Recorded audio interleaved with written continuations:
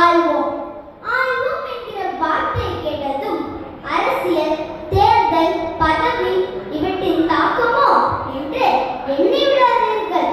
ஆள்வோம் என்றால் தன்னலமற்ற சேவையால் உலக மக்களின் மனங்களை ஆள வேண்டும் என்பதே இதன் பொருள்.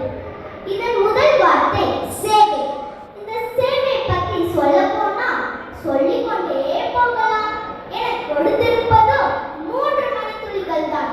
ஆகவே நான் சுருக்கமாக சொல்லி முடிகிறேன்.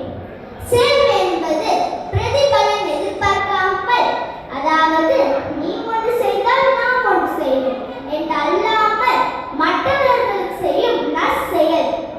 சேவை என்பது சகல உயிர்களையும் தன் உயிர் போல் காக்கும் மனசாட்சி. உதாரணமாக மதுரை மாநகரில் தனது 80வது வயதில் 2 ரூபாய் இட்லி கொடுத்து வயிற்று பசியாற்றிய தனப்பாட்டி. இந்த பாட்டி செய்வது சேவை.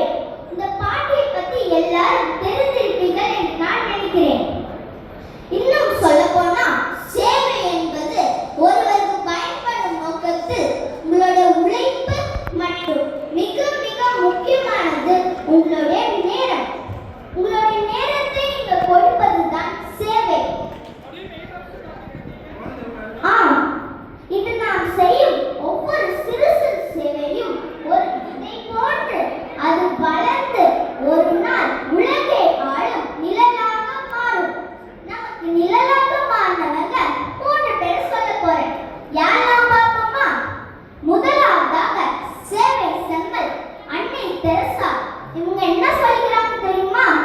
உதவும் கரங்கள் பிரார்த்தனை செய்யும் உதடுகளை விட சிறந்ததென்று.